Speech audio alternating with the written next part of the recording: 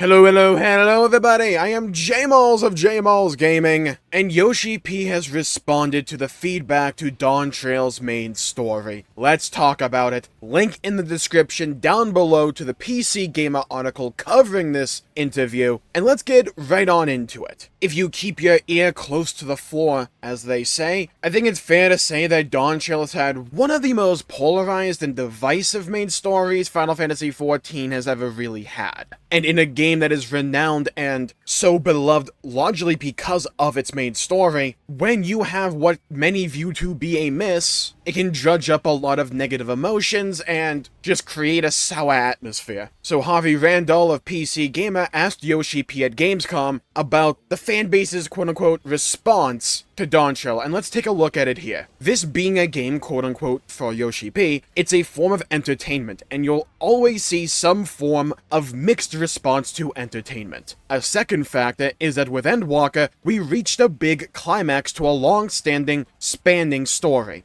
To a certain extent, I had already predicted that we would have some sort of mixed response this time. And he goes more into detail about Dawntrail's shortcomings specifically later on, but I want to take a moment to talk about this section right here, because I agree, and I think a lot of people did agree with this before Dawntrail ever came out, and we had any clue about what Dawntrail would actually end up being. Everyone, even from the moment 6.0 ended, people expected 7.0 to be divisive because we have to start, essentially, this entire new narrative arc. And we had just gone through two expansions of catharsis after catharsis with Shadowbringers and Emmett's Cell to Elidibus and then Endwalker, with Hydaelyn and Zodiac and Hermes and all of that. These big narrative arcs that were both introduced and concluded within the confines of Shadowbringers and Endwalker, capping off a story spanning since 1.0 and A Realm Reborn. Following that up is a monumental task, and even if you do it well, it will naturally be divisive because you don't have 10 years worth of development to go off of, necessarily. So even if it's good, there's going to be some people out there that just aren't receptive to it as much as they were for Shadowbringers and Endwalker. Now, considering that, I think Dawntrail also fell short of even that ideal situation. And Yoshi P responds to quote, "So if the question is whether I was shocked in a big way, the answer is no, not really." And I can already tell, the internet being the internet, some people are going to take this out of context and just say, well, why didn't you fix the story beforehand? And I think more often than not, this just kind of ignores a lot of the realities behind the development of Final Fantasy XIV. At the end of the day, it's an MMORPG, and it's a game on a cycle. And honestly, I don't even think with more time that Dawntrail would be that much better in terms of its main story. It has other more systemic issues that I don't think are just rectified with another rewrite or with more time and all that. And now this is the part of the interview in the article where Yoshi P gets into more specifics about Dawntrail and its shortcomings.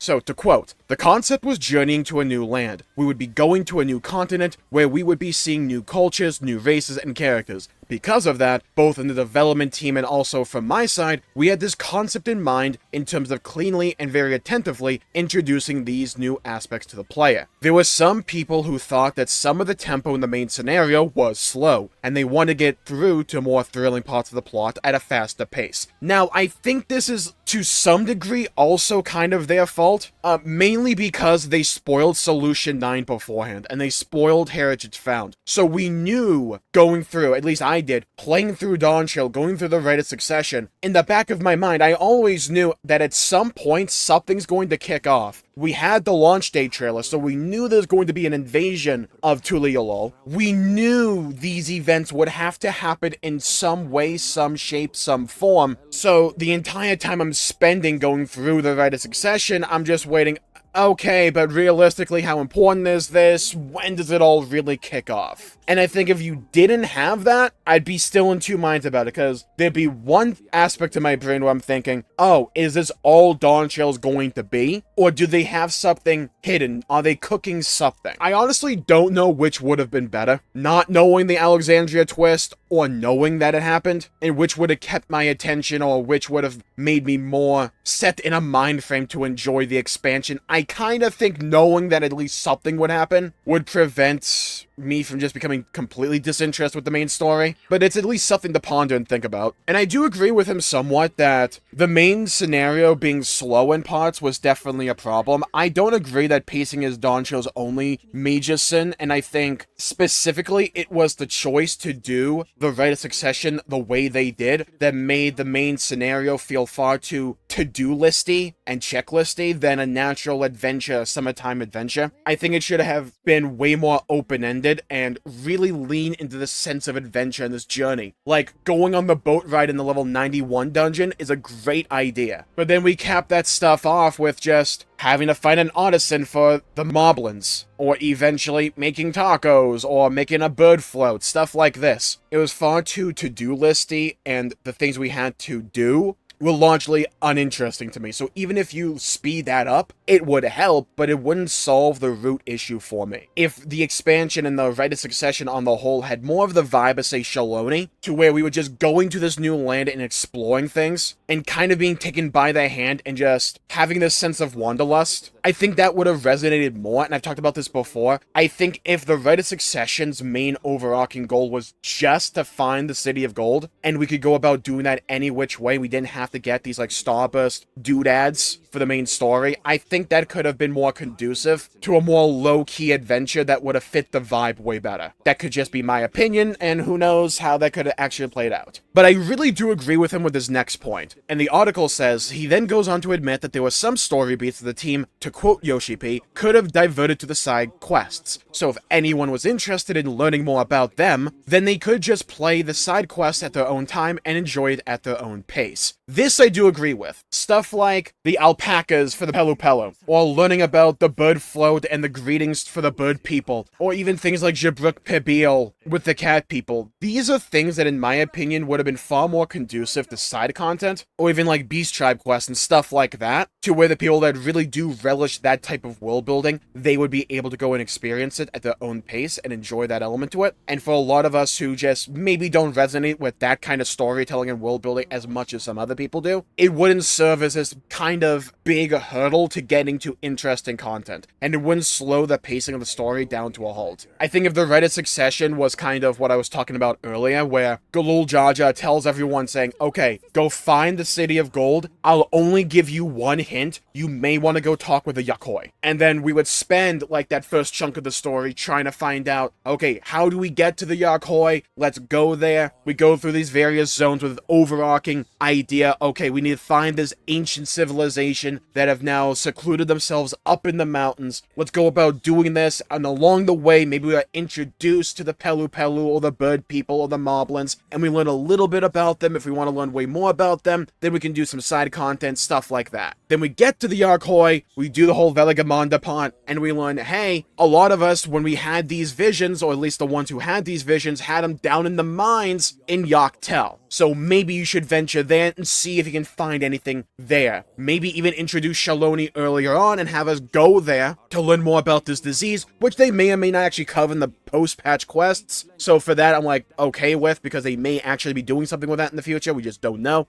Or there was side quests that I missed. And again, But I think if you had looser objectives, and you had us learn more about and explore Tural naturally, without this to-do, like, checklist content we had to do with getting all of these trials done and out of the way, I think it would have fit the vibe of a summertime, laid-back adventure and journey way better. It's like a common critique I have with a lot of open-world games, to where they feel the need to shove in your face where everything is, and it takes away from that natural sense of wanderlust and discovery that games like Breath of the Wild or Elden Ring are able to elicit. Sometimes less is way more, and the beauty of a journey sometimes is not knowing exactly the path you take to get to the destination. Because if you know step by step what you have to do, it makes the traveling parts in between those points feel monotonous, slow, and filler, and more time-patty than anything. Yoshi P also says, we did see feedback from people who wanted to tackle the battle content faster, so because we saw that type of feedback, we will take that on board as a learning process and experience. And this is what I've been talking about for the longest time with Dawntrail, is that I am not a fan of what they did with 7.0, but I'm also in a position where I feel really optimistic about the future, because I know they normally take feedback to heart if it's loud enough, and if it's consistently held enough. And I think when it comes to reception to Dawntrail on the whole, even Yoshi P says right here, because we saw that type of feedback, quoting by the way, we will take that on board as a learning process and experience. When it comes to battle content, not everything needs to be like Meteon end of the world stuff, right? We don't need a Hades after every dungeon. But something to keep us in the game, something to really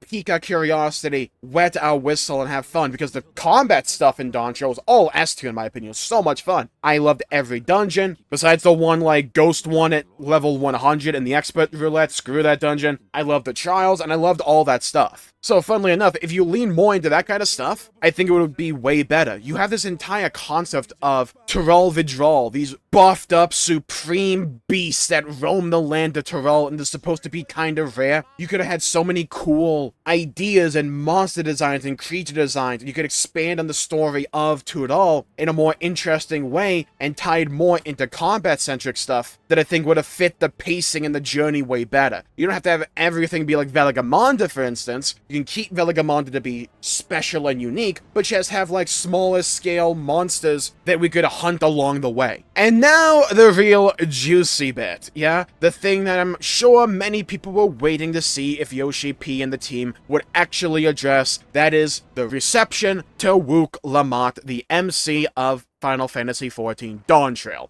This character in specific is the focal point to a lot of criticism and critique for Dawntrail on the whole. I think it's only natural when you have a character talk and be the focus this much. That character is going to be the focal point of all the writing issues that are systemic to Dawntrail, but because you have Wook Lamont be front and center so much, she's going to take the brunt of this and be kind of the epitome of all the issues this story kind of has. And I think Yoshi P is pretty bang on with what the issues with Wook Lamont tend to be. The article says, for Yoshi P, one of the issues he's observed from the community was the character's initial difficulties in fulfilling the role of prospective Dawn Servant, which typically manifested in bouts of seasickness and a spotty knowledge of a people's culture outside her home city of Tyrell. The quote, "We depicted Wook Lamont as someone who has a bit of a complex towards her parents and also towards his siblings, and because of that lack of confidence, I think that also contributed to the slow pace and the feeling of frustration. Because they had to work out all these issues with their own self-confidence and own character development, you take that in conjunction with having to introduce all of Tyrell, all these different characters and all these different people, and yeah, that does contribute to making the story a slower pace than it probably should have been. To quote Yoshi P, if we had maybe portrayed her as more of a confident character, maybe we would not have encountered that kind of situation. So in that regard, I feel that we did something quite bad for Wook Lamont as a character,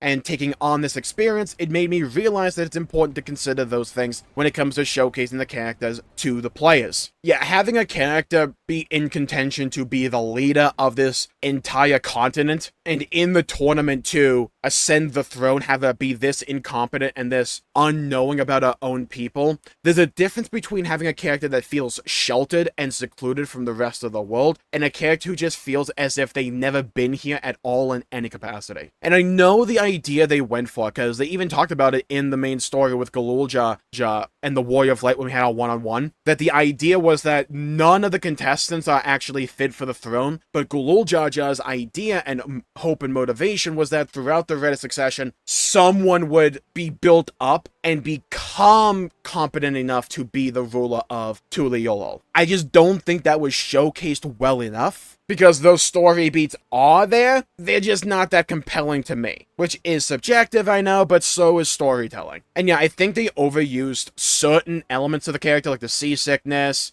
or the alpaca stuff early on. They're kind of going for like a tropey shonen comedy act with her, and I just don't think it lands all that much. Now, there's one element that I don't think they really addressed that I think should be taken into account, and that is just the amount of screen time that Wook Lamont had in comparison to everyone else. I think that should be heavily reined in, but I think the bigger issue here is that the screen time, the biggest issue with the screen time, right, is that because of these innate writing issues that Dawntrail has and the characterization of Wook Lamont has, by having her have this much screen time, it really showcases those issues. However, if the character was written well, then maybe people wouldn't worry or complain as much about the screen time, though I still think even in the best light, it was a bit too much. When it comes to Final Fantasy XIV, routine. At the end of the day, the Warrior of Light should be the MC, in my opinion. We are the ones playing through that character, and for me, when someone else takes on this front and center role, more so than anyone else, and you relegate the Warrior of Light to be nothing more than essentially a camera for us to view the story throughout most of it, it feels jarring and creates this sense of disconnection with the story and the story beats that are happening. Because there are numerous moments throughout the MSQ where if the Warrior of Light just did something, then the entire plot would have ended within like 5 minutes. Specifically during the duel with Galul Jar and Zoralja, if the Warrior of Light had intervened and just, like, dusted Zoralja right then and there, then the entire back end with Alexandria just would not have happened, really. So because of moments like that, it's not the only one, but, like, when you have moments like that, it makes what comes afterwards feel forced and non-natural. So yeah, I think Yoshi P and this interview cover a lot of the issues that myself and many others had with Dawntrail. Doesn't cover every issue, but it was just one interview. Again, we'll always have to wait and see for the next main story to see how much this feedback is taken into account. I'm really curious to see the direction the patches will go in for Dawntrail, and I'm really interested to see, more so than anything, the tone of 8.0. And I know that's almost 2 years away at this point, but still, I am utterly fascinated to see what the tone of this story will be going into the future. So yeah, I thought this interview was interesting, so I wanted to cover it in this video. Again, link in the description down below to this PC Gamer article covering this interview with Yoshi P. Bear in mind, all of Yoshi P's dialogue was translated into English by an interpreter there, so just bear that in mind. Personally, I never get really hung up on like specific wording when it comes to interviews like this. I care more about the intent and the overall idea. And I think for the most part, yeah, a lot of genuine issues I had with Dawntrail were addressed here. So with that, I'll call the video there for the day. Thank you all for tuning in. My pleasure making the video. If you enjoyed it, please leave a like and subscribe. It'd really help the channel out and help support future content, and I greatly appreciate it. Stay safe, have a great day, take care of yourself, and I'll see you all next time. Bye-bye, everybody. Until we meet again!